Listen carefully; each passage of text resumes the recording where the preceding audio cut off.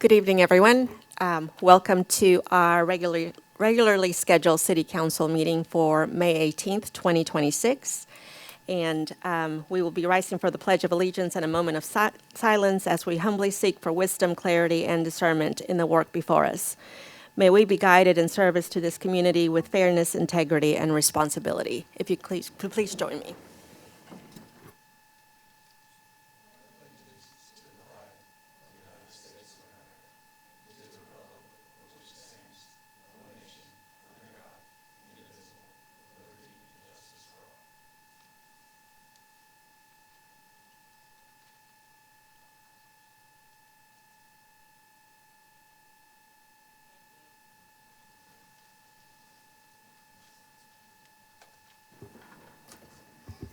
Our first item on the agenda is to open up a public hearing for fiscal year 26-27 budgets.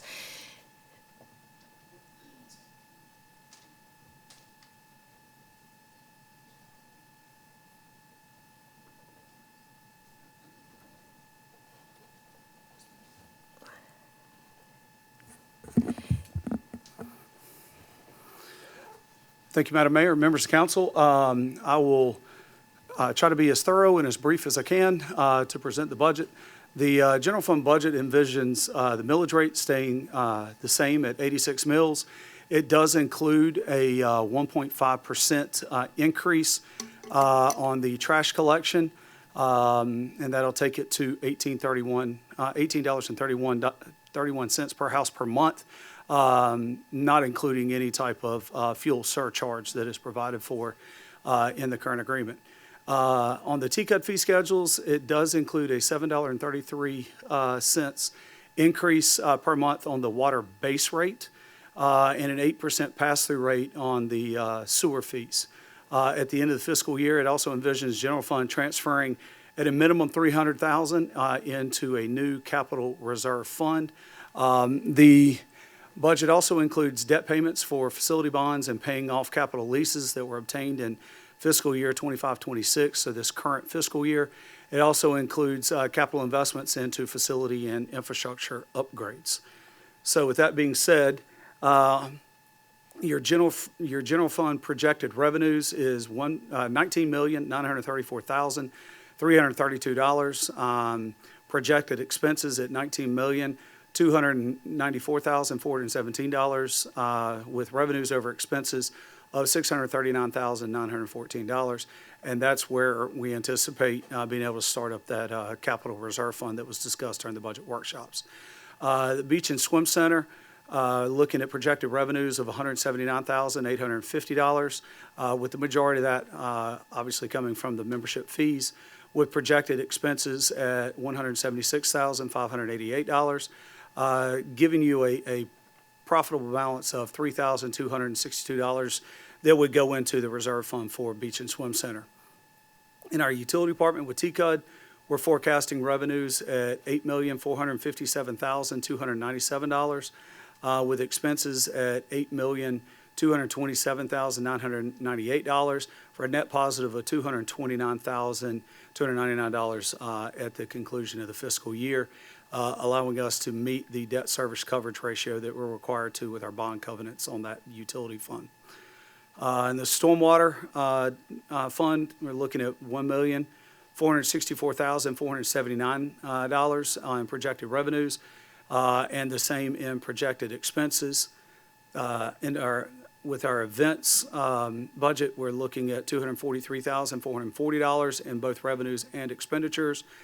And with hospitality tax, looking at revenues and expenditures of $425,000 each, giving you a grand total of projected revenues of $30,704,398, with total expenses projected at $29,831,922, with a positive balance of $872,475 for across the various funds that the city operates.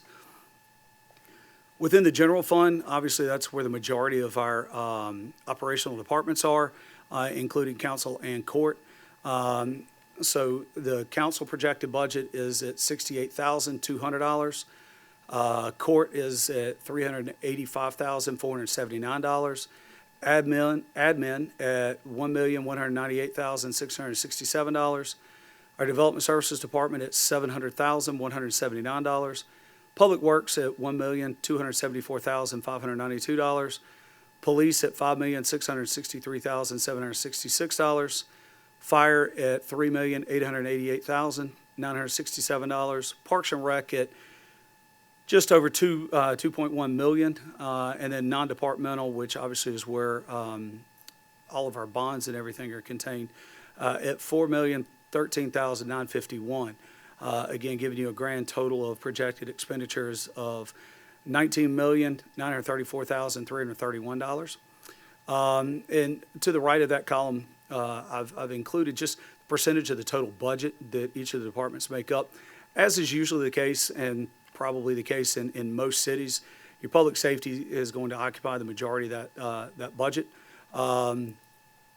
with police coming in at 28.4% and fire occupying a little over 19.5%. Our Parks and Rec Department at 10.5%, and then I'll move back up. Public Works at 6.39%, Development Services at 3.51%, Admin at just over 6%, Court at almost 2%, and Council less than 1%. And you can see personnel costs occupy the majority of our budget, and that's going to be across the board. Capital investments by department. We spent some time, council, together on the capital improvements plan. And the capital outlay forecast, those focus on one-time investments, and keeping in line with what our financial policies are. Anytime we are looking to take out any debt, it's not for a period that's longer than whatever the useful life of that thing may be. So in the admin department, as discussed during the budget workshops, your capital, if you will, there is going to be on updating the classification and compensation study, which we would put out for bid. Spend a good bit of time over the course of the coming fiscal year going through that, and then we'll bring those results back once they're ready and have those conversations with council. Parks and Recreation enhancements. Those investments include contributions or continuation of the Parks and Rec Maintenance Action Plan, power installation in the Stonecrest Boulevard median from Dam Road up to Ledgestone, in that stretch of median there, so basically going through Serenity Point. Upgrades to the pickleball courts to include fixing some accessibility issues, upgrading the electrical on that electrical panel, and the fencing. And the first phase of neighborhood monument renovations for the monuments in traditional TKK. In the non-departmental, that includes, we did include new in there, renovating the hearth room, which is across the hall from the council chambers, to include flooring, furniture, and paint. The TCUD budget includes continued replacement of aging water meters, installation of 2 new bypass pumps, and those bypass pumps being funded by impact fees. And then capital lease payoffs for Public Works, Police, Fire, Parks and Rec, TCUD, and Stormwater. We've got funds in each of those areas to pay off the leases and eliminating the obligations that were taken on with the FY 25-26 fiscal year. Proposed capital investments, as we discussed during the budget workshops, and council, especially for those that are new with us, requirement from the lender is even with the budget being passed, we would still have to bring council a resolution to consider. We'll put that out for bid later this calendar year. It wouldn't have any impact, financial impact on the 26-27 fiscal year, as payments are 1 year in arrears. So we'll bring that to you at a later date, and as was discussed in our last workshop, I believe it was, we're working on setting up a demo between a rental debris suction truck, and we're going to line that up side by side with the current leaf vac truck to show council the differences between the two before we make a move forward on any of that and bring you anything as far as a proposal. But Right now, the capital investments that would be considered are 2 replacement maintenance trucks in Public Works, 1 replacement snowplow attachment for Public Works, replacement vehicle for Development Services, 3 replacement vehicles for police. 1 would be an admin car and the other 2 are on patrol. 1 replacement vehicle for Parks and Recreation, 1 refurbished backhoe for Parks and Recreation, 1 new equipment haul trailer for Parks and Rec, 2 replacement trucks for TCUD, and then again, potentially new lead vac truck for stormwater. And all those items were discussed during our 2 budget workshops, as well as during our capital improvements plan workshop. So with that, Madam Mayor, we can open the floor for any public comments on the budgets.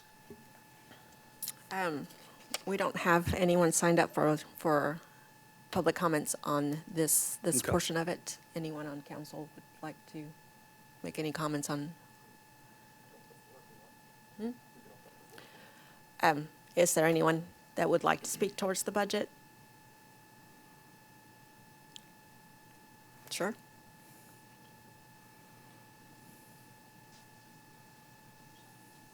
Mike Becker, 364 Calming Way. I was just curious, I think it was electrical going down through the median of Stonecrest Boulevard. Just understand what the purpose of that is. Sure. I'll be happy to answer that if that's okay with council. It's to provide for uplighting, Christmas lights and things of that nature like we currently do on TKK Drive. So it's to be able to enhance that, do some uplighting on the palm trees that have been planted out there, and then during the holiday season, be able to enhance that area a little bit more. Yes, sir.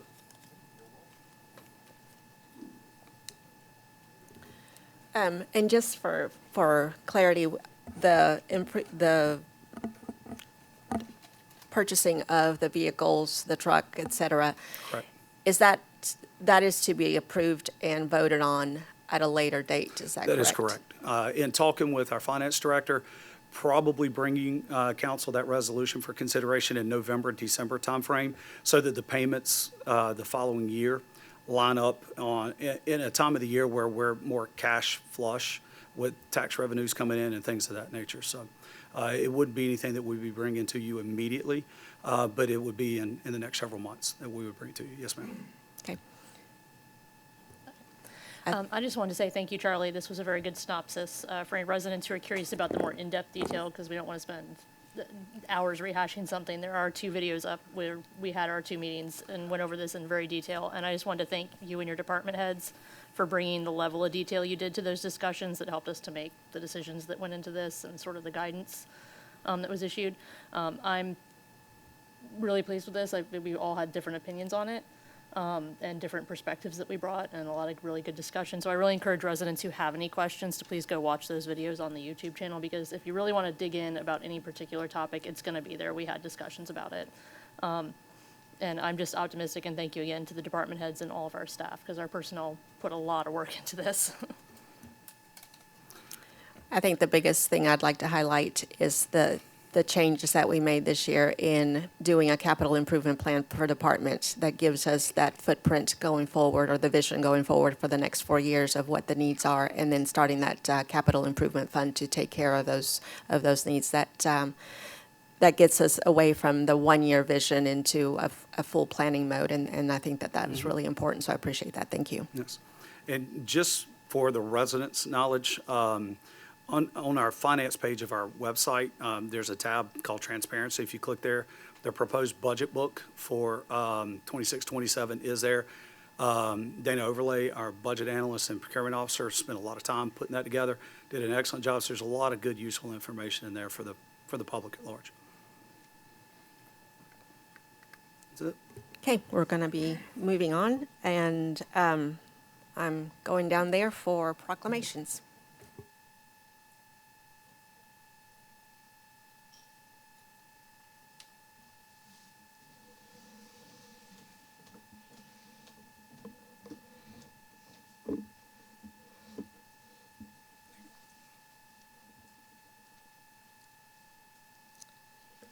It's a lot to read. All right. Our first proclamation is recognizing May 17th through May 23rd as the National Safe Boating Week. Whereas the city of TKK is uniquely positioned along the Catawba River and recreational waters of Lake Wylie, providing residents and visitors exceptional opportunities for boating, fishing, kayaking, and other water-based activities that enhance the quality of life and foster a connection to our natural environment. Whereas the National Safe Boating Week, observed May 17th through May 23rd, 2026, serves as the official kickoff of the Safe Boating Campaign, a global initiative dedicated to promoting responsible boating practices and raise awareness about the importance of safety on the water. Whereas the City Council of the City of TKK encourages community members to engage with the U.S. Coast Guard Auxiliary, which offers safety courses and free vessel safety checks to help boat owners ensure their equipment is in good working order and meets safety standards. And whereas the City Council in the City of TKK further urges all boaters to take personal responsibility for safety on the water by wearing U.S. Coast Guard approved life jackets, using engine cutoff switches, remaining alert and sober, and being prepared with the proper equipment and knowledge for every boating outing. Now therefore let it be proclaimed that the Mayor and City Council of the City of TKK, duly assembled, do hereby recognize May 17th through May 23rd as National Safe Boating Week and encourage all citizens to embrace safe boating habits and support efforts to prevent accidents and save lives in our waterways.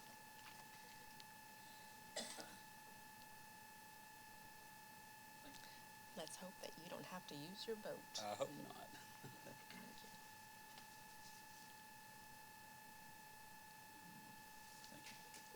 Thank you.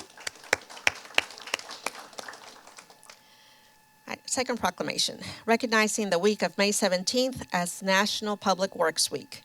Whereas 2026 makes the 66th annual National Public Works Week, which established the American Public Works Association.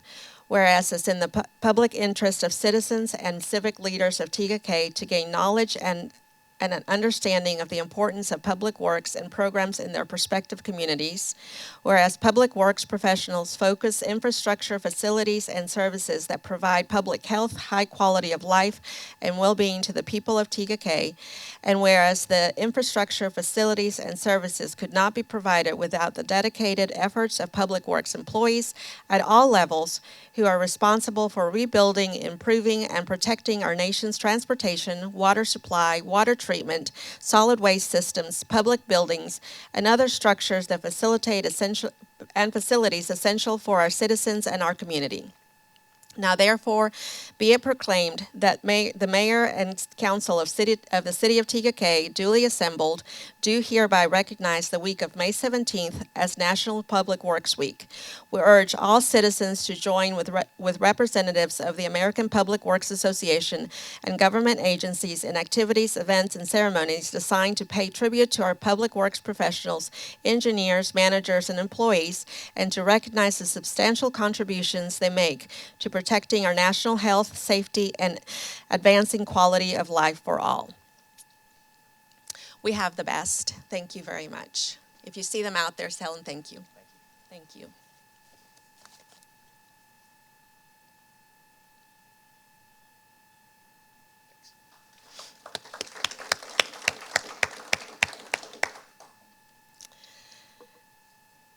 Next, proclamation recognizing May 26th as National Tennis Month.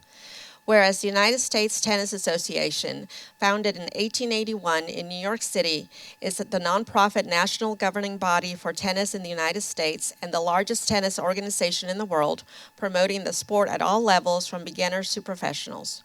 Whereas the USTA works in partnership with local programs to increase the accessibility of tennis to people of all ages and abilities, highlighting its physical, social, and educational benefits through initiatives such as the USTA Adaptive Grants. Whereas with a 46% increase in participation since 2019 and over 25.7 million players in 2024, the USTA has declared May as the National Tennis Month to further promote the sports nationwide and encourage community engagement through local events and play opportunities. And whereas the City Council of the City of TKK desires to encourage players and non-players alike to find courts and play opportunities in our community, as well as surrounding communities. Now therefore be it proclaimed that the mayor and council of the city of TKK duly assembled do hereby recognize the month of May as National Tennis Month for the city of TKK. Yay, tennis players.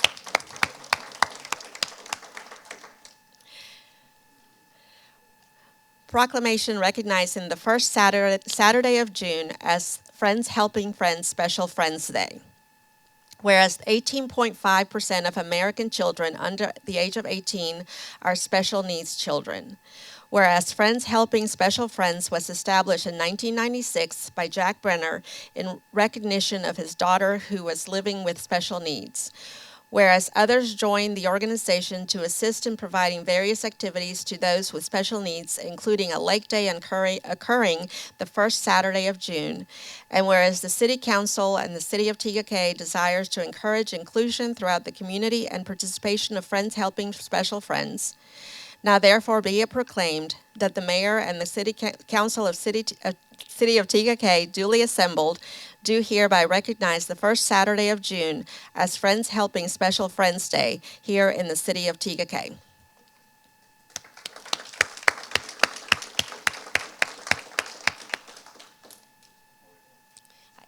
Thank you very much. I'll take your picture.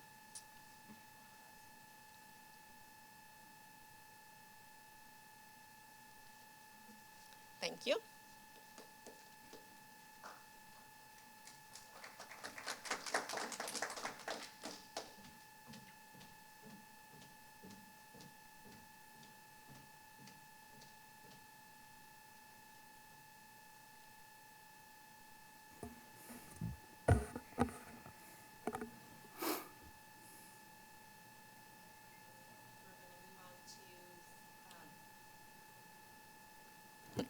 We're moving on to E, our financial report. Thank you, Madam Mayor, members of council. So this is based off of March actual. So that's about 67% of the way through this abbreviated fiscal year, just as you're looking at this. So overall, the budgets are performing very, very well. Our general fund revenues budgeted were at $15,968,720 for the fiscal year, which will end the end of next month. And thus far, we have collected 76% of that budget at $12,196,140. We've got some big revenues that'll come in, especially related to business license and things like that, coming in later this month, first of next month. But again, we're at 67% of the budget, and we're at 76% of the revenues. General fund expenses overall, we have budgeted for $14,195,977. And thus far, we are at 61%, or $8,650,573. All the rest of our budgets are very much in line, even below budget for where they would be for this particular time of the year, with the exception of council. And the biggest thing there is just the election expenses. There's a big increase in the election expenses. In the past, they've been around $8,000. This year, they were about $12,000 each. So now with the elections coming up this coming November, we will not have any expenses involved with that because you've got the national and state elections and whatnot. So we're not charged for those.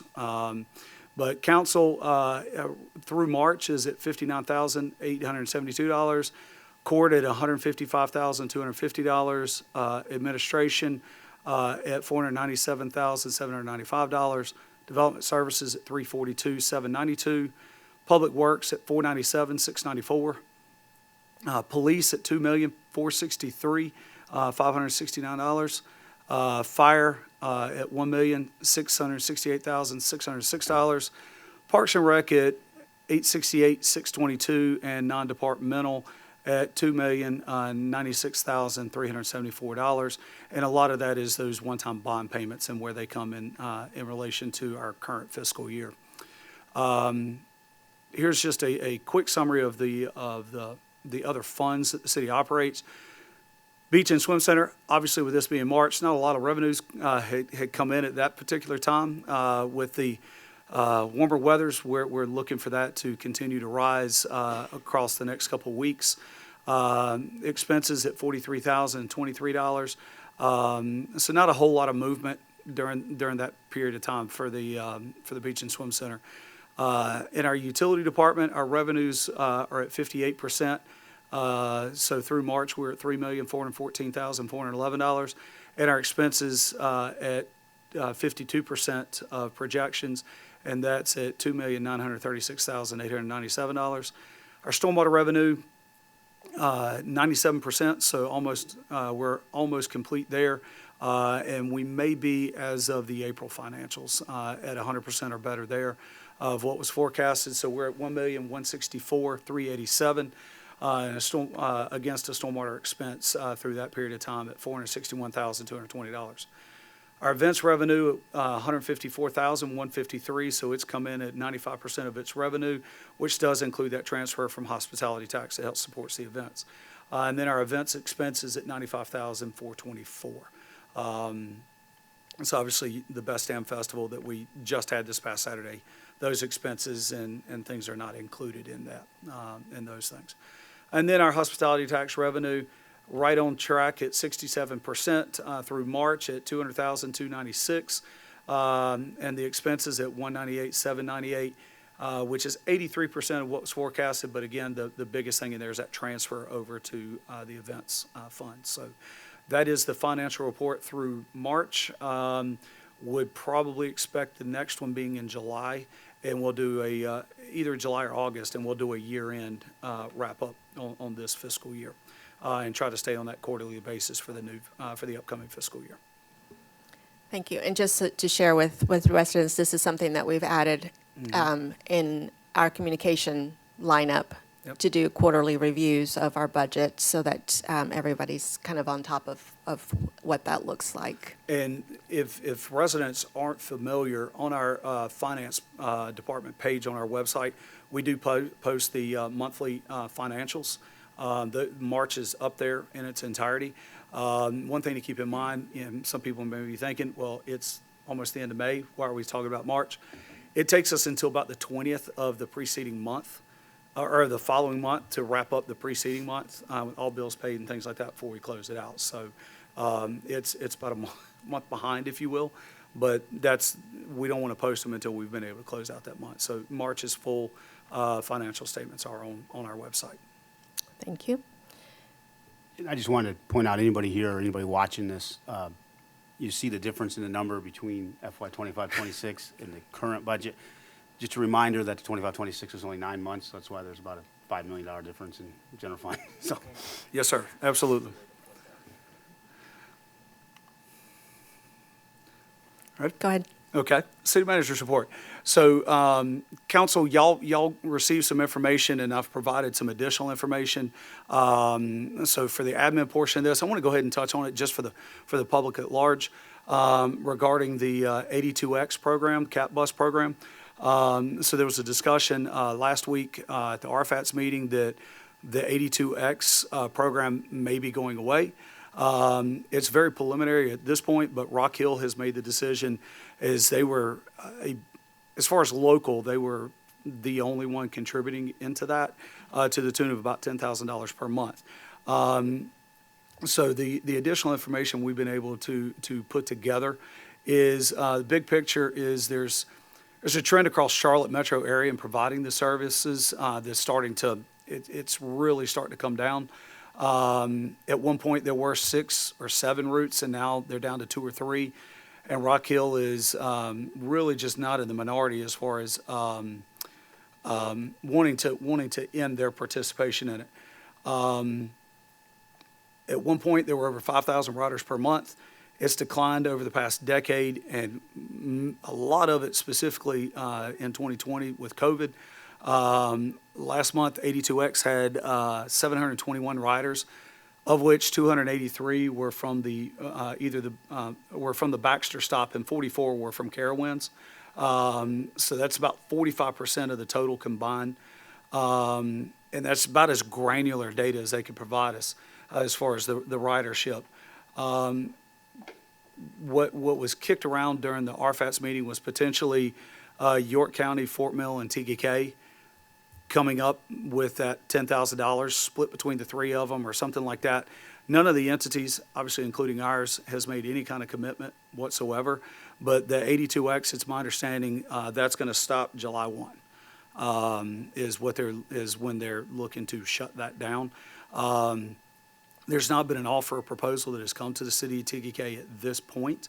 Obviously, council, I know you're aware of this, but just so the residents know, especially if they may be, utilizing that system, that is coming to an end.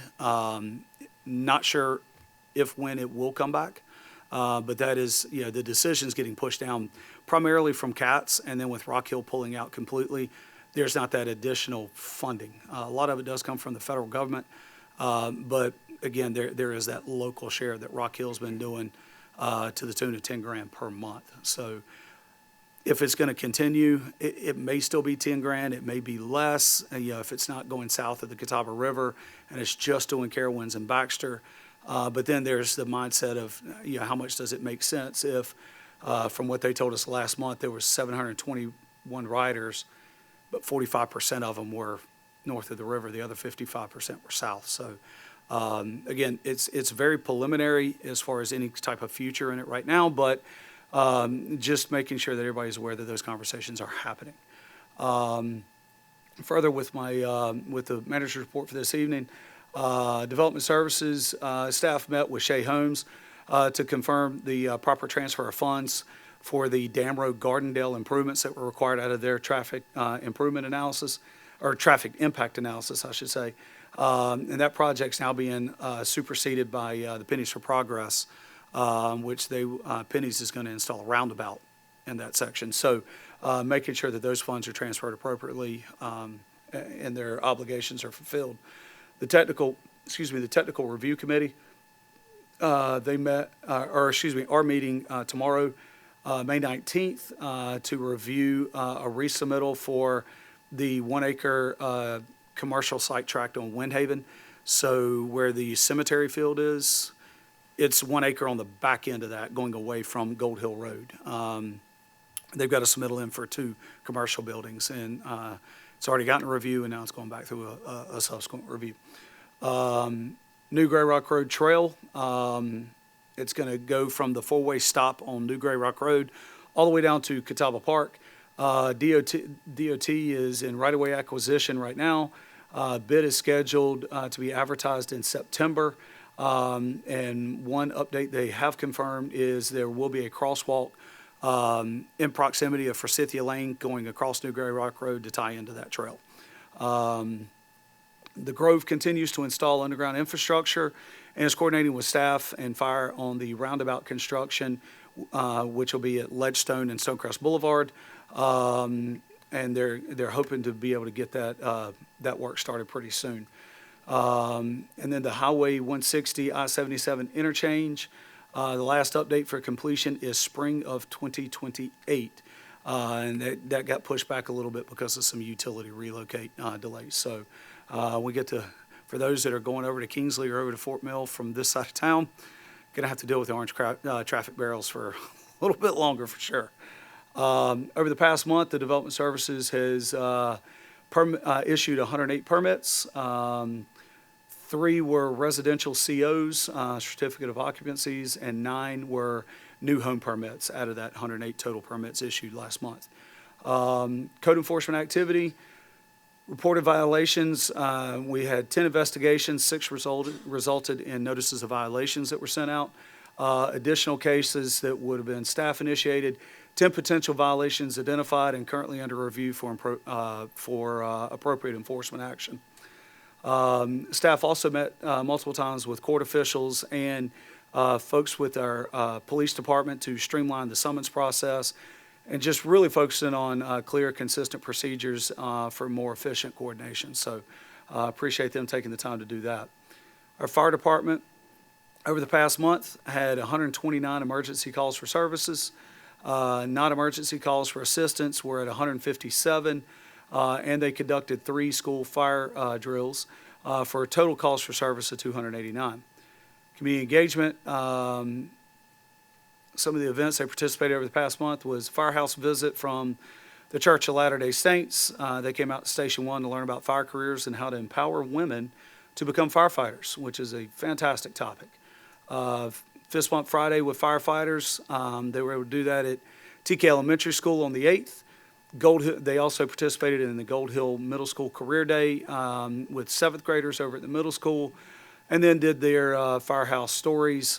And they also talked about learning about boating and water safety to include proper life jacket as we head into the springtime and sunny weather. So great time there. Fire department also had training hours of 436 in April. And that's over 1,905 training hours year to date. They do an excellent job there. This month they have water rescue training and boat operator training to prepare the team for the upcoming boating season.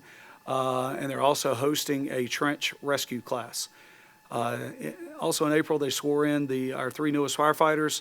Also recognized more than half of the department for their continuing education and knowledge of the fire services. Certificates included the National Registry EMT, fire officer, fire instructor, and Swiftwater Rescue. Apprenticeship Carolina Signing Day, York, and this is a partnership we're in with York Technical College. And 3 of our we were able to recognize 3 of the firefighters at their signing day. And through this program, we're able to offer educational avenue for firefighters to receive their National Registry EMT. Fire drills, firefighters participate in monthly fire drills with the Fort Mill School District. Obviously had a lot of food truck inspections during the Best Damn Food Festival, and they continue to do a lot of our pre-plans and plan reviews for our businesses and building inspections on fire and life safety. Parks and Rec, believe it or not, spring seasons are winding down, and they'll be finished up here in the next week or two. We've got a variety of camps available over the summer months, with registration currently open. All fall sports registration is set to open for residents on June the 1st. So that'll be here before we know it. Speaking of summer, this week's hot weather, don't forget to sign up for the Beach and Swim Center if you want to come down to the pool. That registration is open online. Our crews are making great headway on the Windward Drive median project. This is phase 2. We've got some trees planted out there. Irrigation should be going in either this week or next and be followed by the sod to complete that project. Do want to thank the volunteer fire department for their donation of the red oak trees in memory of fallen firefighters that were planted out there. So thank you for donating for that donation to go towards that project. Staff should begin work on the entryway monument to the golf course that was discussed with council by the end of this month, with anticipated finishing up by July 1, and have that all nice and pretty. And going to hold off on the Best Damn Food Festival update. Caroline's going to have a quick presentation with some stats and everything at your meeting in June. And then with our police department, Chief Crosby has something he wants to share with council, but as he's making his way up, I'll cover a couple things. Calls for service in April were at 520 with 42 incident reports and a response time of 3 minutes and 29 seconds. For the first time, as far as we could find going back, so we were able to look back all the way to 2013. First time that we actually had a month where there were 0 crimes against persons and 0 property crimes. So April was a fantastic month, and a lot of that was due to the efforts of our fine men and women of the police department. They conducted 3,749 property checks and gave out 202 you could have been a victim notices. So those things definitely help keep those property crimes down for sure. Traffic stops, they conducted 746 traffic stops with 290 of them were issued citations. 476 were issued warnings. We issued 68 parking citations, and we had 16 vehicle collisions or accidents that we had to work. And unfortunately, we did have 4 more DUI arrests and 17 other arrests. And folks that are trying to take notes on this will all be sent out probably in the next day or two and put on our website. Chief, you want to talk to them about Carter's back? Thank you, Mayor, Council. Thank you, City Manager. This is not just an initiative by the police department. This is a police and fire initiative. In our day-to-day situations, day-to-day lives, we do a lot of tragedy. And we're trying to communicate with individuals when they're at their darkest time and their time of need. And so it's important for us to be able to communicate with them and connect with them. That being said, we also realize there are some citizens in our community that have autism. We know that some are overwhelmed by sensory overload, and we know that some are just impacted by a tragic event that happens. So we're initiating a project where we'll have Carter kits in our police cars, and a few of our police cars will also have two, one on each fire engine. And these kits will help us to connect with those individuals during that time and to reduce that sensory overload, so that way we're able to connect with them, make them have some comfort, and also get valuable information that we need in a timely manner. There are things such as some toys for the young kids to keep them calm.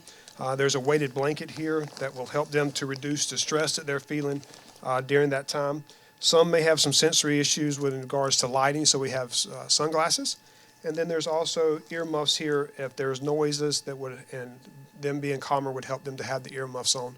So we saw this being utilized by some other agencies and thought this was just a very unique way for us to be able to connect with those in our community that may have some challenges to communicate back with us.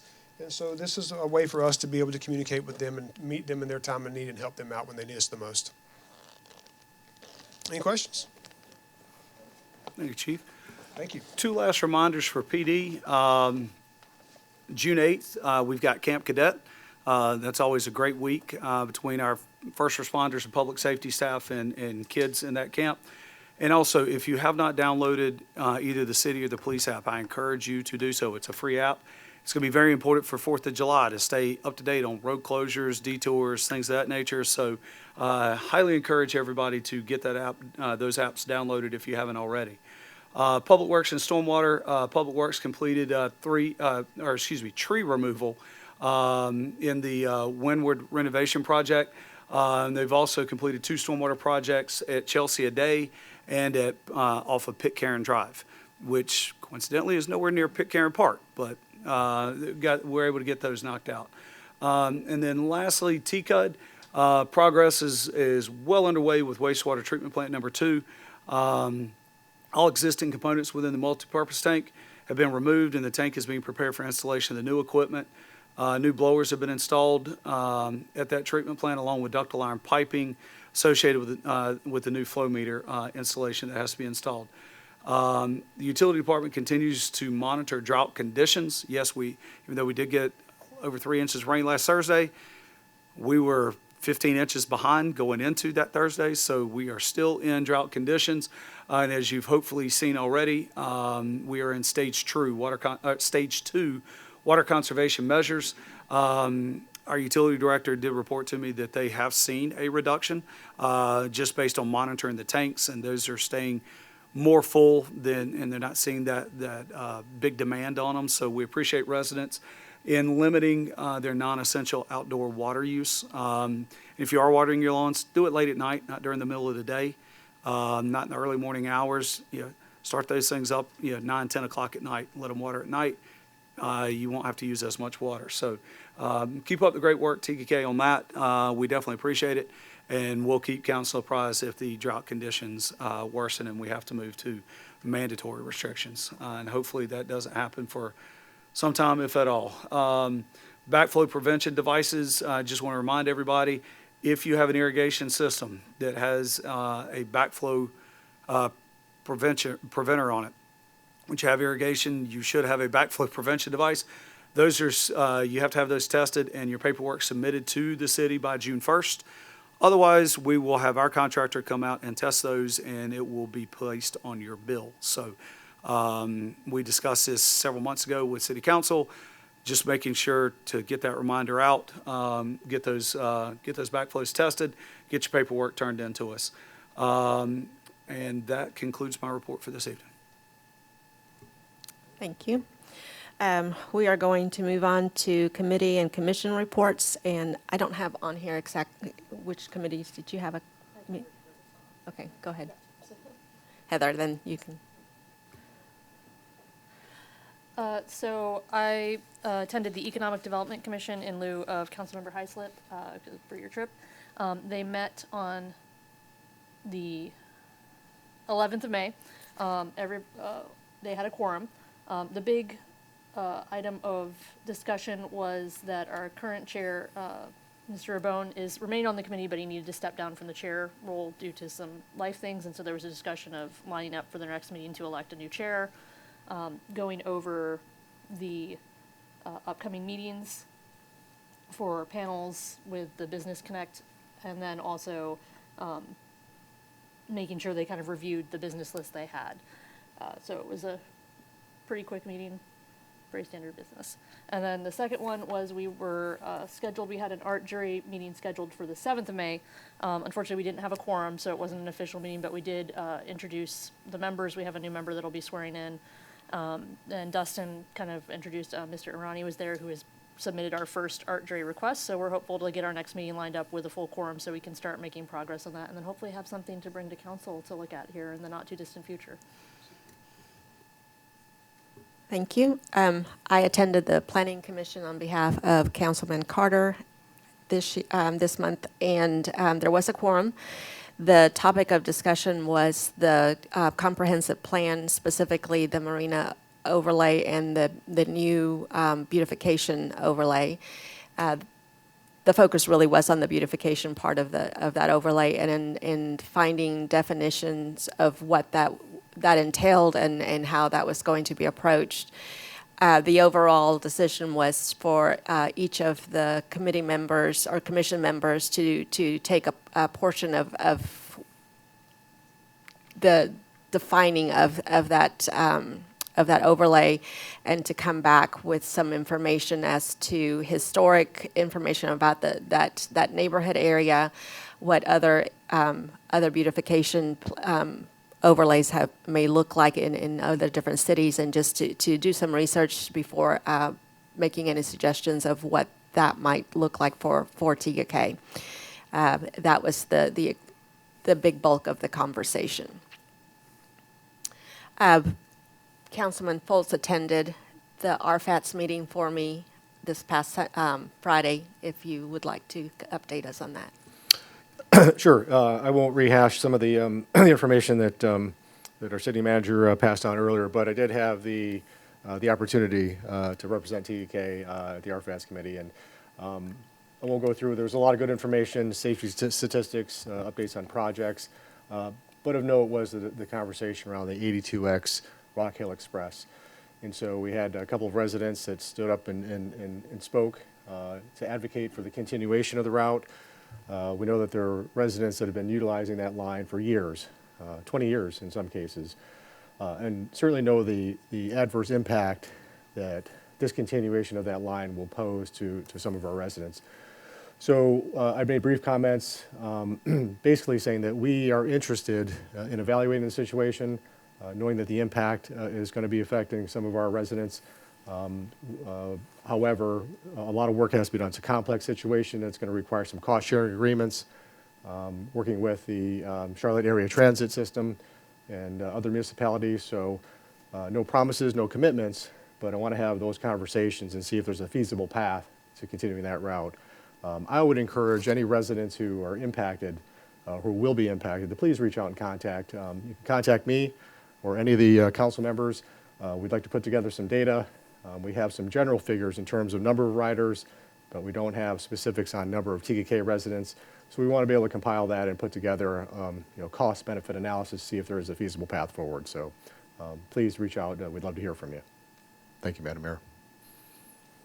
Thank you. I think that was it for our committee and commission reports, and we are now going to move to public comments. These are our regular public comments.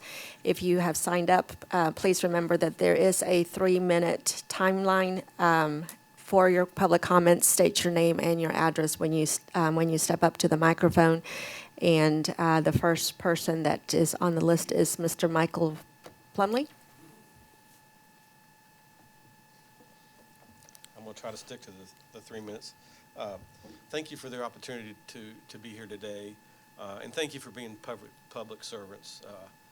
It can sometimes be a thankless job. I'm on a board of my HOA, and there's a lot. We deal with a lot of difficult issues at time, and it, you know, it takes a personal commitment. And I want to thank Jim Foltz and Heather Jones for attending the RFATS meeting Friday. I think we all learned a lot of new things. I'm going to start with my pitch in case I can't cover all the topics. And I sent y'all an email about a week ago. I was in D.C. And thank you, Charlie, for covering some of the other facts. So what I'm here today to ask you to do is to work together with, you know, if Rock Hill would be willing to come back to the table, Fort Mill, and York County to try to save this bus. I've been riding it for close to 20 years. When we moved here, there was two things that were important to me: was excellent public schools and being able to take a bus into Charlotte. I started riding the bus the first day. I've been riding it ever since. And I've met some good friends. Laura here, who's going to speak, she also rides the bus. I know at least 3 people that ride the bus I do, but I don't take the second route. So I think we could use some time to collect data. So I asked you to work together to try to find a solution. We learned a lot in the RFATS meeting that Rock Hill has been footing the bill the whole time. Us riders, we didn't know. We thought there was federal funding. I don't think that's really fair. We benefit. We're about half the ridership as well.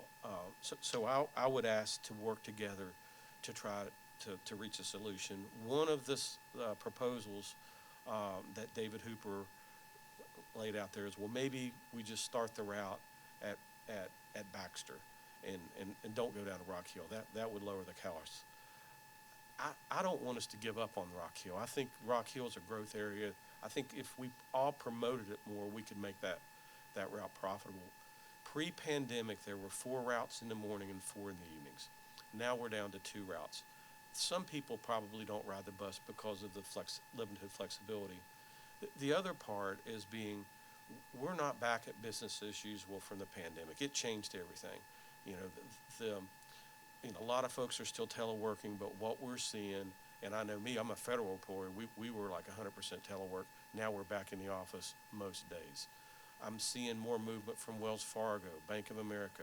We're bringing people back into the office. We don't want to drive on Interstate 77. Just getting out, you know, I used to take the train some. Just getting out Gold Hill Road is a mess. I drive to Baxter. It's a breeze. It's really, so I don't think that the numbers, the other thing, Charlie, when they provide the numbers, a lot of the times, Sorry, buses, Mr. they just wave us on. We are at your 3 minutes, and I apologize. But thank you for coming in and speaking with us. Thank you. Mike Becker?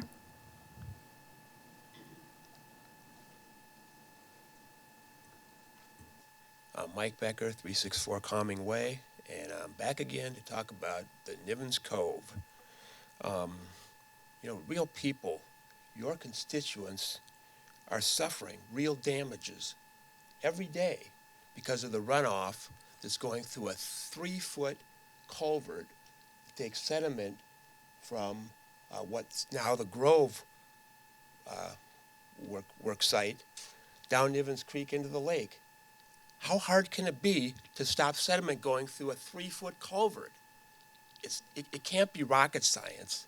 And I dare say if this was going on in the private sector, somebody would be held accountable and it would be fixed. But it's the same thing every day, every month, every year.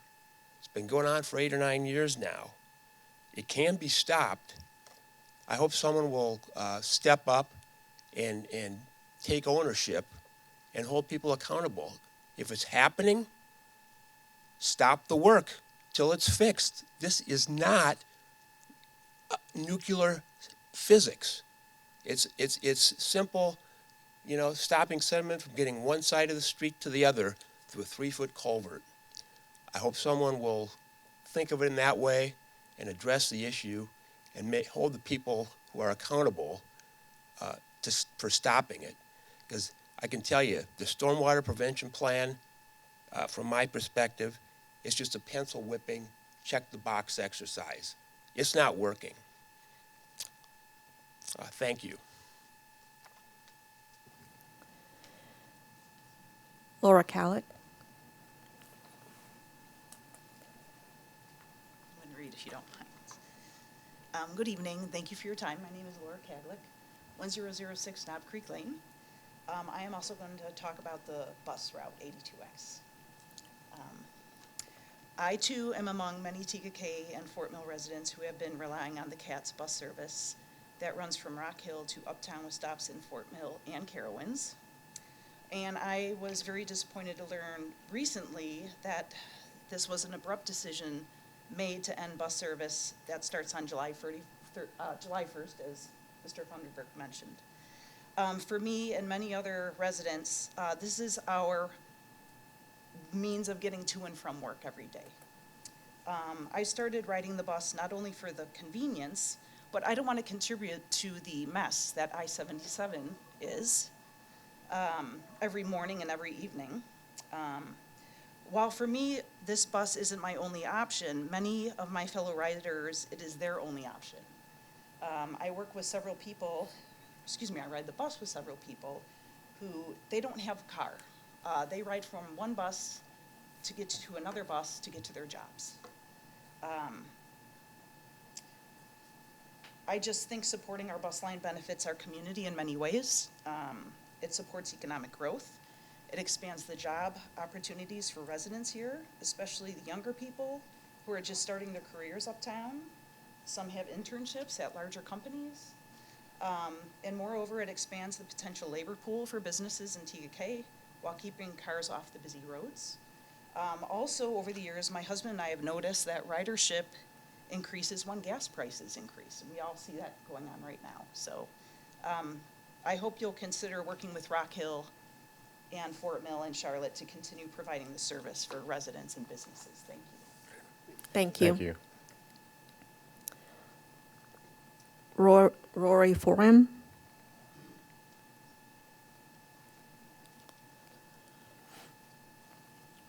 My name's Rory Fordham, 27053 Catamaran Drive. I've got some concerns about the ordinance on derelict and abandoned vehicles.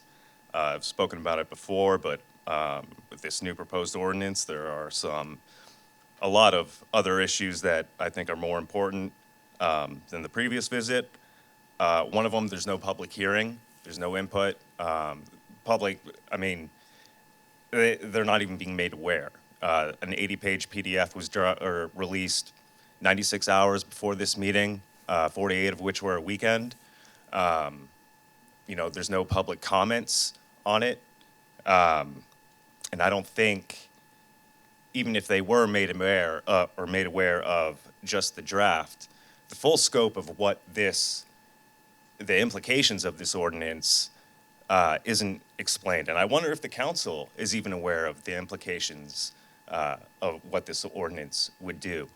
The last time I was here spoke about Ordinance 581. Mayor Miller, you pointed out how vague and subjective that ordinance was. Another council member pointed out their concerns about violation of personal property rights. This ordinance takes it to another level. If you have a taillight out, your vehicle is considered derelict. If you change your oil in your driveway, your vehicle is derelict and you're in violation of this ordinance and its associated or its referenced regulations. There's a huge car culture in TKK, lots of car enthusiasts, and they don't know about this. I think that's unacceptable. Two, the state of South Carolina, the South Carolina DMV, National Highway Transportation Safety Administration, they all already have existing standards that have been on the books for decades. By enacting its own ordinance, is the city not then assuming liability for that law? And ultimately, is that not on taxpayers in the event of damages or litigation? They don't know that, they're not aware. Does the city really want that liability? I don't think they would. I know taxpayers, I know I don't. To the references this ordinance refers to, a lot of it seems to target some of the lowest earners in the city. The older parts of TKK, you know, those houses weren't built with garages. Thank you, Or Rory. they don't have property. Thank you. Appreciate your time. Thank you.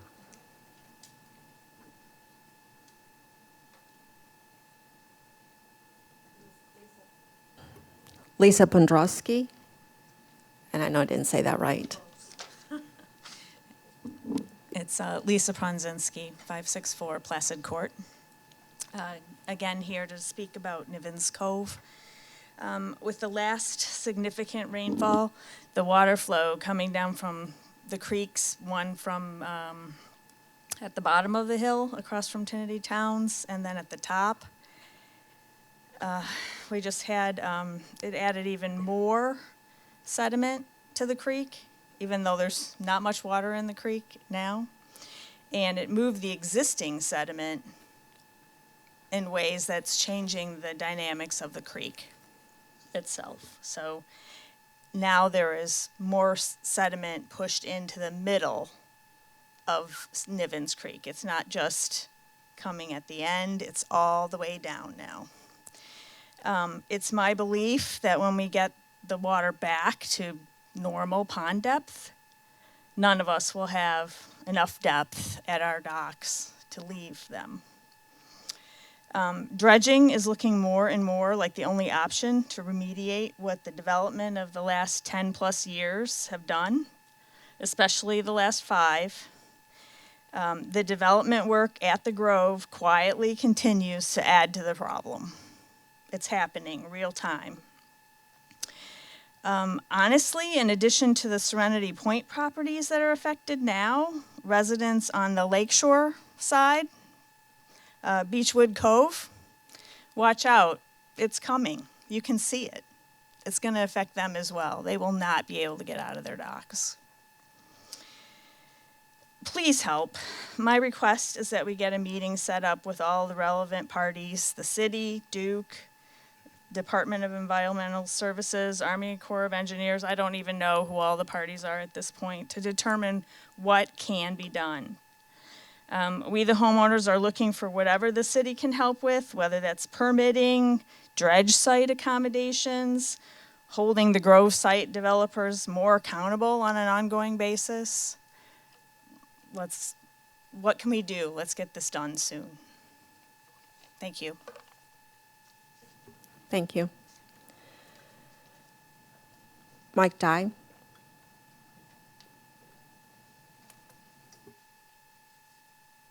Good evening, Mike Dye. I live at 558 Placid Court.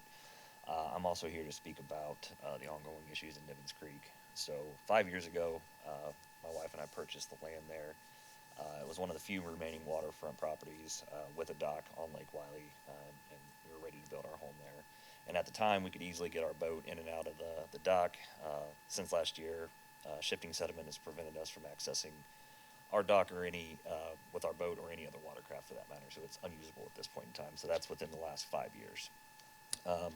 Like many of our neighbors, we've paid premiums for waterfront dockable lots. We continue to pay elevated property taxes based on those higher valuations as well.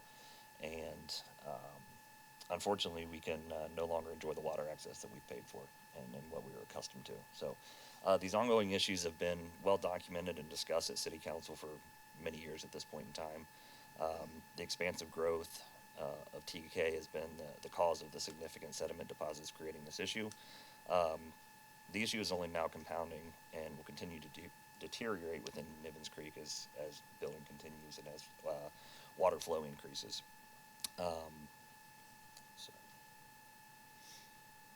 So once, as the Grove continues to be completed, we're going to see increased flow, increased velocity. This is going to continue to scour not only the creek beds, but as mentioned before, that sediment is going to continue to push down that cove even further.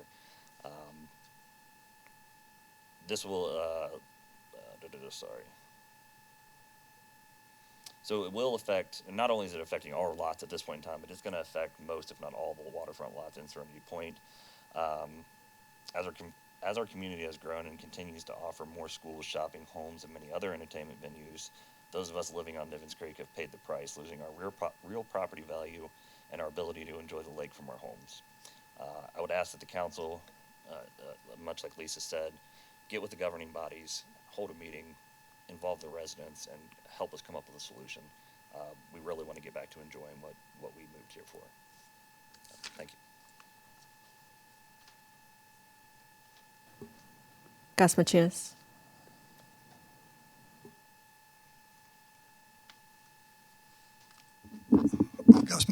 Gus Machunas, 376 Calming Way. I'm here again. Historically, it started with Walmart. We weren't MS4. That filled in the end of the cove. I welcome somebody to please come down and look. That filled in the end of the cove. When they cleared the property for Trinity, everything's coming under that creek that Mr. Becker was talking about. A massive delta formed at the mouth of that creek right behind his house. That same delta that wasn't there before now got blown out into the middle of the cove when we had that rain a week and a half ago. Half of it's missing. It's right out in the middle of the cove now. It's moving towards the beach club. It's heading up towards the other side of the lake. The grove is continuing. I sent you all pictures of what happened when we had the rain. It was in our cove. Nobody did anything still. Nobody wants to do anything. I appreciate the efforts that are going on behind the scenes. I really do. I sat there. I complained about this 6 years ago, 7 years ago, 8 years ago when I was sitting there, and I never got answers for anything other than it's natural. It's not natural. You clear 80 acres and you take away all the buffer and the grass and the trees, it's going to increase the volume and the velocity of the water. But I was told the entire time I was on council that it's normal. It's not normal. It wasn't there. Lake Wiley's over 100 years old, folks. It's over 100 years old. You used to could ski all the way in the back of the cove. There wasn't a delta at Mr. Becker's house. There wasn't the delta right next to my dock that's threatening to come over there. It wasn't there. The developers get to make millions of dollars when they build their developments, but you're taking millions of dollars away from us in the value of our homes that we paid for.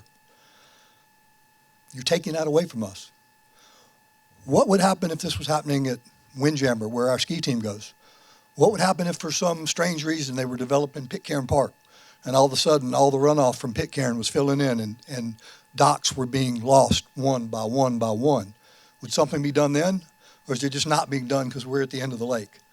I don't know, but nothing's being done.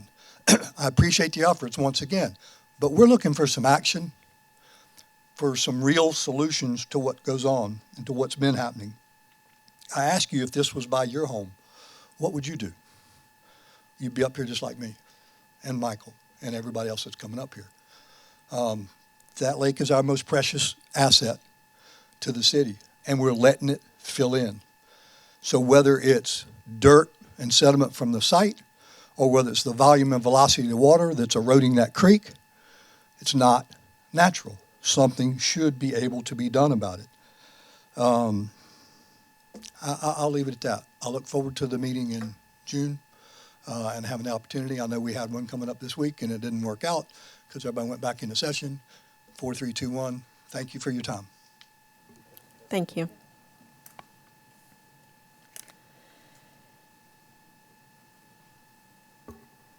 All right. We are going to move on to approving of minutes for the April 20th, 2026 regular city council meeting. If I could have a motion to approve those minutes, please. Madam Mayor and members of council, motion to approve the regular city council meeting minutes for April 20th, 2026. And a second? Second. All those in favor? And Aye. All right. okay.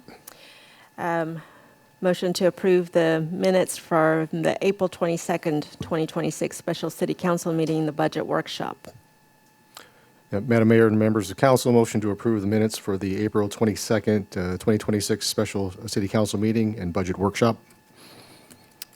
A second? Second. All those in favor? All right. Aye. All right, moving on. Motion to approve the April 27th, 2026 special council meeting budget workshop. Madam Mayor, members of council, I make a motion to approve the special city council meeting budget workshop on April 27th, 2026. And a second? Second? All those in favor? Aye. Thank you.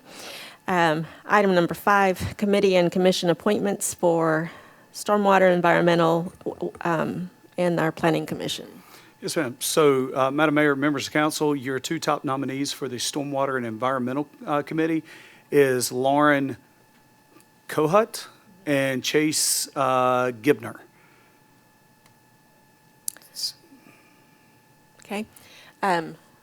You got to vote on them. Just a Yep. motion. Motion is, yes, ma'am. All right, motion to approve Lauren and Chase, and I didn't get the last names, I'm sorry. Kohut and Gibner. Kohut and Gibner? It'll start immediately. what was Chase's last name? Gibner. Gibner, sorry. As Stormwater and Environmental and then our Planning Commission, could I have a motion for that, please? Madam Mayor, members of council, I make a motion to approve the members as presented. A second? Second. All those in favor? Aye. Motion carries unanimously. All right. And your Planning Commission, because we do have a vacancy now, your top nominee was George Waitman. Okay? So motion to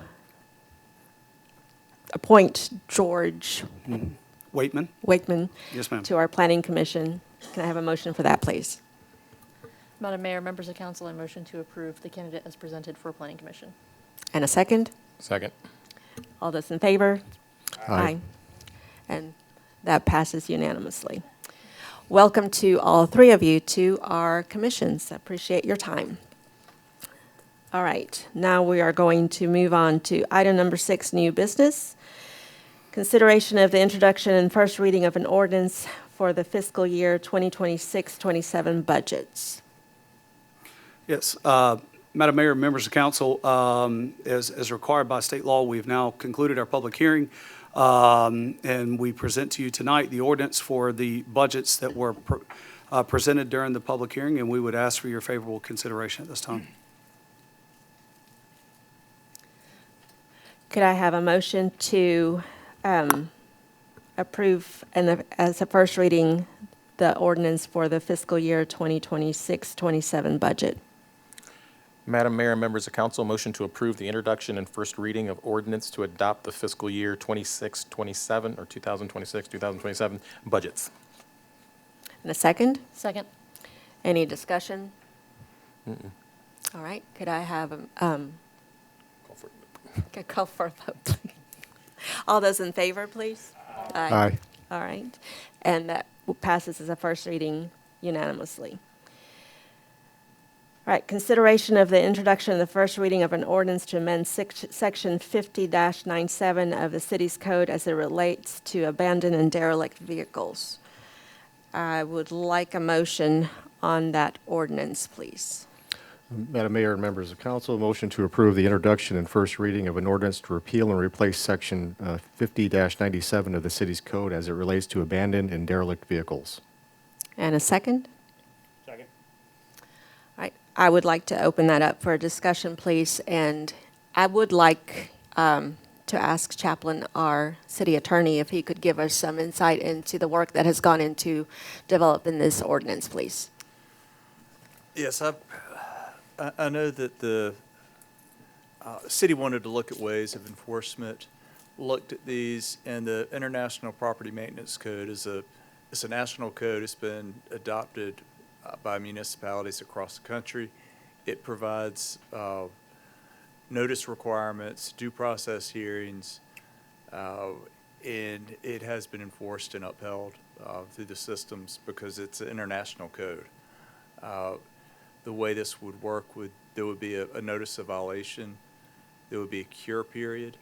If that's not met, there would likely be a summons into municipal court, and then there would be a hearing and decision by the judge. The judge would make a decision, providing a person a notice and an opportunity to be heard. If somebody didn't like the decision of the municipal court judge, you can appeal that to the Court of Common Pleas. If you don't like that, Court of Appeals, and you can take that up. So this provides a judicial hearing on it and provides that notice. And Okay. I like this system. I think it's a lot cleaner than the prior system of trying to bootstrap the civil enforcement along with the statewide towing statute, because the statewide towing statute that we were following earlier, that was based on primarily vehicles that were on either public property, and that will still continue, or private property without consent, and just changing it to with consent, it just, I didn't like the following that process. So I think this is a lot cleaner. We do have language in here just to state that state law that allows officers to tow, and it's primarily on the public property, including the streets, that will continue, and it's not impacted by this. This is more of a private civil enforcement tool through your code enforcement. Okay, thank you. Anyone on council that would like to make any comments or? Just a question. Help me to understand, how does this put the city at any, in terms of liability, lawsuits, litigation? How does this make us vulnerable to that by passing this code? Anytime you're active and have things, you can subject yourself to a lawsuit or claims. I mean, one of the primary ways is having public parks, and people think that's worth it. So I think you've got to look at this, but I think following the International Property Maintenance Code, it being such a well-established and national code, and following the provisions of that, I think there'll be case law throughout that's been upholding that. There's an Attorney General opinion from South Carolina that states this is valid, and we believe it meets due process requirements. So you can always have a claim, but I think this is more defensible than the prior municipal code. Okay, so basically a resident. And you're also putting it before a judge. Yeah. And the judge is making that decision. They should appeal the judicial decision. I like putting it in front of a judge more than I do before a governmental body. Okay, so basically residents that would just sue because they don't agree with the ordinance and. Yeah, and I think it's going to be difficult on this one. Yeah. Okay, thank you. Go ahead. You didn't have any. All right. If there are no further comments or discussion, then I would like to call that for a vote on approving the ordinance as it's been presented and written. All those in favor? Aye. Aye. That carries unanimously. Thank you. All right, next item is new business, consideration of a resolution dedicating our city hall as the Anthony Tarulli building. A little bit of background on this. This resolution was requested both by myself and seconded by Councilmember Foltz. Anthony Tarulli was the first mayor of the city of TKK and was a strong catalyst behind the incorporation when the Point Wally Company had filed for bankruptcy. He is part of our history. He was the first mayor of TKK. He carried and pushed forward the process and the push to incorporate our city. He led and was appointed by the federal courts in order to lead our city. And it is fitting, in my opinion, to honor his legacy by naming our city hall the Anthony Tarulli Building. I would like to ask for a motion, please. Madam Mayor and members of council, motion to approve the resolution dedicating City Hall as the Anthony Tarulli Building. And a second? Second. Any discussion, comments? So we had, when this was brought to us, I know I asked a lot of questions and I had a lot of, sort of discussions that went on. I think that these sorts of dedications are important. We have a history in our city. I, as a new council member, spoke with Charlie, spoke with others, wanting to understand what's our history of dedicating spaces in our community. And I think this is absolutely a fitting individual, a part of our history, like it fits with it. But the thing that for me flagged that is something where I support this, I just want to say outright that I support this motion, and I do plan to vote yes for it here moving forward. But my first question was, well, what are our rules about non-funded naming requests? I've worked in government and university institutions before, and most of them, if you do a Google, have some sort of written policy, and we don't. So the one thing I would just sort of like to flag is I think this is also an opportunity not only to honor somebody very well, but to request that we as a city look into making a policy moving forward. We've talked a lot up here about accountability and transparency and doing better as the city grows, and I think that we discovered as part of this request, which is a very good request, a gap. Because who's to say in the future, if a resident brings a request, that it wouldn't cause more of a disagreement? There are some places that some cities have rules where you have to have passed before they'll allow any memorializations. Because we are talking about city buildings that are funded by our taxpayers, and in the future, we don't know, and I think it would be short-sighted of us not to take the opportunity to take the steps we went through here, saying, what are the potential costs to the taxpayers? What is the background of this person? What, the steps you went through with Councilmember Foltz, Madam Mayor, to present this case very strongly, but incorporate that into our rules so that moving forward, if there's a future request that would involve a public building or a space that our taxpayers pay for, we have very clear guidelines on what that looks like, what information would be brought with the proposal, so that there's just a consistency for our community to expect with a request like this. That's just sort of my thoughts I'd like to add for this discussion before we move forward, is that I think that's something that we would benefit from, as well as honoring somebody who I think is very deserving of it, is just take the opportunity to also say, and as a city, let's make this something that we can do moving forward. Because there's a degree from a park bench versus City Hall. Those are obviously very different conventions. And I just want to make sure that residents understand this is not something that's just kind of being done at the whim of council, that maybe that there's a set of rules we can follow for future requests. I do appreciate that, and I think that is a very logical process. There is in the works a process and a guideline or a set of rules. I don't know what you would call it, standards on how to do this process. This came up as there's been a lot of discussions about our history, and we're this Memorial Day we're burying a time capsule that has so much of that history that was put in place. So it came up because this was the first mayor and we didn't have anything. So it was a conversation that led to another conversation that led to another conversation, and the timeliness of it, because he was the first mayor. It was a July 4th celebration, the very first celebration on July 4th, and quite honestly, because he is living and because he is 94 years old, there was a timeliness to the conversation that pushed for this to happen when it's happening. But I do agree with you that going forward, there should be a standard on how this gets addressed and how it gets approached, and there should be criteria that gets met, and that we're all in agreement to. So that is something that is being worked on. Because I do agree with you. I like having standards. I like having things that we go back to and we measure towards. So yes, I do agree. And with I that. appreciate that, and I just wanted to vocalize that, because I'm sure the questions I asked are questions that potentially people might ask seeing this. Exactly. And so I just wanted to voice for residents that, and I appreciate, again, this has been an ongoing discussion, but just putting the discussion out now so people Yeah. know those discussions happened and those questions were asked, and I appreciate the team effort that went into coming to a consensus on this. Thank you. Any other discussion? All right, so then I will call for a vote on approving our existing city hall to be named the Anthony Tarulli Building. All those in favor? Aye. Thank you.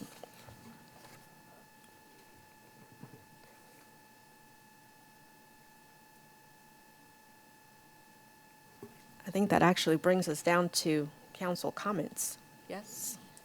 That was fast. All right, so as always, we are going to start left to right, and Mr. Councilmember Foltz. Okay, well, first of all, I want to thank all the residents who attended in person and those who are watching online. We appreciate that. An engaged community is more effective, and so we appreciate your involvement.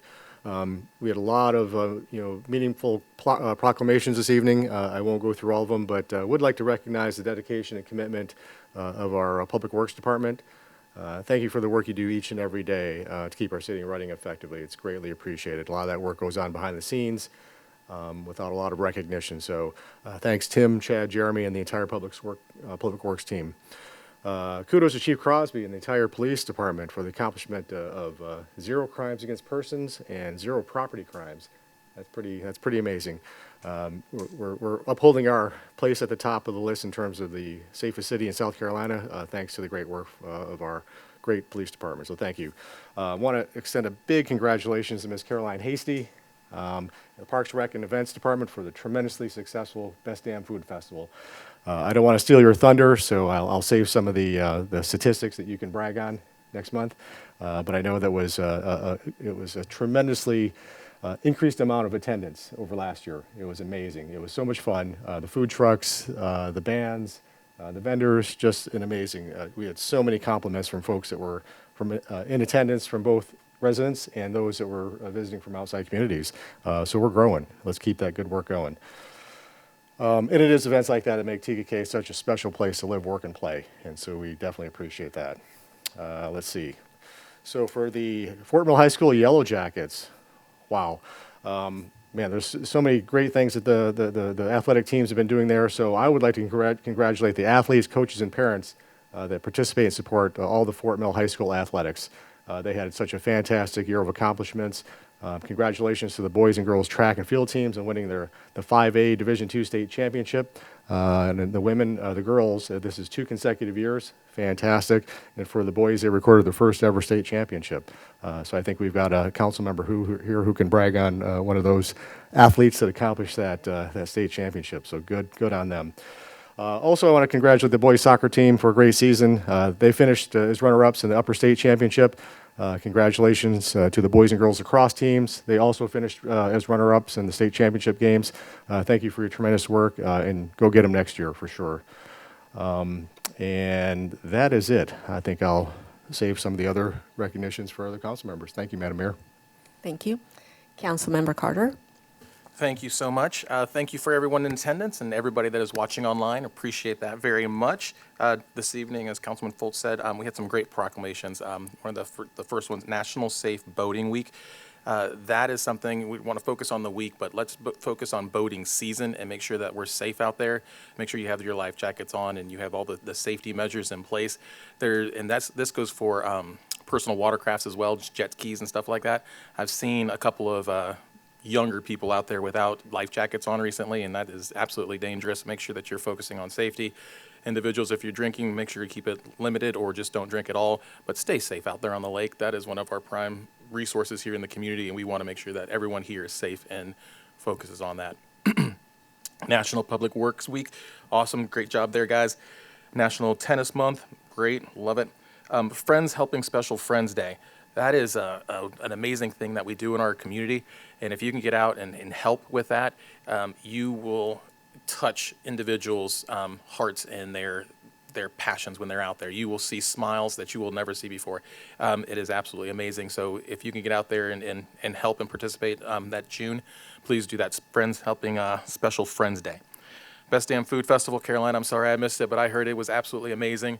Where I was bragging on it where I was at. So it was just wonderful to have a community that you can brag about and then brag about the festival that's going on. But great stuff. Can't wait to hear all about it. Okay.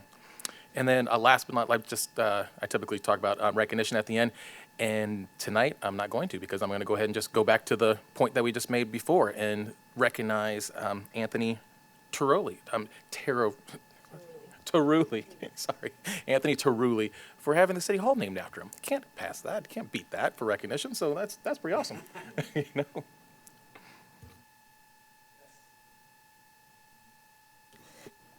Councilmember Jones. Thank you. I'll just reiterate all these amazing proclamations. You know, we've covered all that. Our community, thank you again to everybody who came out and spoke. I know very passionate topics. I've been on that side on the podium, and please know that even though we can't respond in the moment, we are listening, and there are lots of discussions happening, and we hear you, and we want to work on these things. So thank you for coming out and sharing your perspectives and sharing your stances, and just know, even though we are not responding immediately and in the moment because of the format, we are taking that information in, and we are putting in the work behind the scenes. thank you again so much to our city staff. My first Best in Food Festival on the other side of it. Can't wait for the report next month. I'll just echo that. Chief Crosby, Chief Hasty, thank you for your presentation about the new kits you've added to help you connect with our residents. One of the things, you know, we talk about the stats, we talk about hard numbers, but one of the things that makes our first responders and our staff so amazing in this city is how they connect with our residents on the personal level and thinking about those components, those things that are not just hardline items that allow you to connect with our residents. And I know, you know, we just did the budget review. That's a big thing we've been talking about. I'm hopeful with our comp study coming up that we can continue to hear your requests to us as council and your expertise and be able to mirror that so that we can connect with our residents in ways that, you know, don't always translate to line items, but make a huge difference for when we talk about small town feel and taking care of each other and being part of the community. Are huge contributors that don't show up on a line item, but really matter in those moments, people to people. So thank you for that. I really appreciate always thinking of, you know, things like that. And then congrats to our new committee members. Thank you to everybody who volunteers to be on those committees. It's a lot. It's a lot of work, and it's sort of a thing that doesn't always get acknowledged. Charlie, do we have a quorum on stormwater now with the 2 new members? Yes, you do. Awesome. So now we've got all of our Just got to get them committees. sworn in.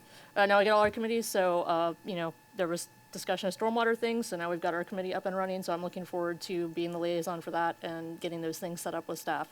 And I'll pass it along. Councilmember Hyslip. Thank you, Mayor. Just to reiterate, to thank you to the citizens who came out and spoke, very strong topics, and to reiterate what Councilmember Jones says, you know, we are, when we got the emails and heard from Jim about RFATS for the 82X, we asked for stats on that, and staff was able to get that. We dug into that. The stormwater, we've had many meetings with many people looking for any solutions we can come up with. So we are working on that. I don't want you to think you're falling on deaf ears up here. To the department heads, the staff, and especially Charlie, Bob, and Dana, thank you for all that budget work. I know that was a lot, and we asked for a lot, you gave us a lot, and we spent a lot of time looking at it, so appreciate that. And I think it's a really good budget. Caroline, great job. I was able to make it over in the afternoon. I had a wonderful time. Thank you to you, to the staff, and the volunteers. I saw the volunteers out there. It couldn't be done without them, so I wanted to give a shout out to the volunteers.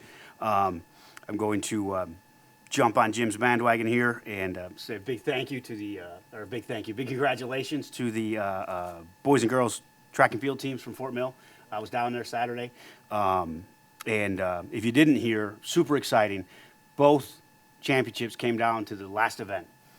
Now picture this, every event was over, the running ended, everything was done, and we're waiting on boys pole vault and girls javelin to decide the winner of the state championships. And the girls were able to hang on to their lead by a couple points, and the boys had to gain 7 points in the pole vault, and they got 7 exactly and won by 1 point. And so it was a crazy time. And everyone left except the 2 teams and a handful of parents there for about an hour. We're watching these 2 events. And so, but big congratulations to the track teams. And Memorial Day is Monday. I hope to see everyone at the Memorial Day ceremony at the Living Gardens. There's also a Memorial Day ceremony down at Ford dealership that former Councilmember Ron Kirby puts on every year. That's a nice event. And if you weren't aware, there is a national moment of remembrance on Monday at 3 p.m., so please take a moment to just think about the sacrifices of our men and women who lost their lives. That's all I have. Thank you. I'm going to start with a request. Can we, not freeze to death in here? My voice normally does not shake when I speak, but I am so cold. I wanted to start off by saying we've said thank you with the proclamations, but to our Public Works Department, you guys are out there no matter what the weather is. You are taking care of things as they happen, and sometimes it is unplanned and not pleasant. So for all that you do, thank you so much for doing that. Our Windward median, if you drive by Windward at any point in front of Rundy, you see the difference, and it is amazing. It's like you drive through that and you can see daylight, you can see green, you can see the new growth that's happening, and I can't wait for it to be finished and to see what's being created there, because it is truly beautiful, and it changes the look of that drive. Maisie's, the new restaurant that was TKK Tavern, is opening July 4th. Just wanted to let everybody know that. I think it's going to be a fantastic addition to our city, and I'm excited to see them see them working towards that July 4th opening. It is going to be a super, super busy July 4th. I don't know if anybody's going anywhere, but from sun up to sundown, there's something happening in our city, and it's always so much fun. This coming Thursday, the 21st at 9 a.m., the Pro Shop is doing its ribbon cutting. If you haven't had a chance to visit that Pro Shop and to walk through there and pick up some of the TKK swag that they have available, it is a pretty cool place. And take a moment, sit outside on that deck and just look at our gorgeous golf course, because we truly have one of the best in this whole area. And I'm so proud of all the work that's been put into making those spaces even better than they were before. We have our chat with council that is coming up at the end of this month, the last Thursday of the month. Chief Crosby, I'm giving you notice right now, it's going to be at 6 o'clock. So 6 to 7 p.m. on the last Thursday of the month. I think that's the 28th. And I'm going to do a personal shout out to the group that is promoting our TKK history. That is why this resolution came up today with Mayor Tarulli. There is a group of about five people that are working on putting together everything that has made us be who we are today. And if we don't know our history, we can't know our future. If we don't learn from our history, we will fail further in our future. So for all the things that TKK has been and all the things that it's going to be, I am so proud of the fact that this history is getting put together and being put together in a way that we can all go back and learn from it. So to my very own husband, thank you so much, Scott Miller and Jim McBride, Jim Aranye, Jerry, and I can't think of his last church. Thank you so much. You guys are doing an incredible job of digging. I know for a fact my house is the mecca of DVD tapes that have been going through, and we are, Scott's digitizing all of that history. So it's our history, it is our city, and if you're new to it, go back and read it. If you've lived here forever, go back and remember it. It is a really cool thing to have in place. And that is all that I have. Thank you so much. I think right now we're going to move on to executive session, so I need a motion for us to go into executive session for a discussion of personnel matters related to municipal court. Madam Mayor, members of council, I make a motion to adjourn to executive session for discussion of personnel matters related to municipal court. And a second? Second. All those in favor? Aye. Aye. We are in executive session. Thank you.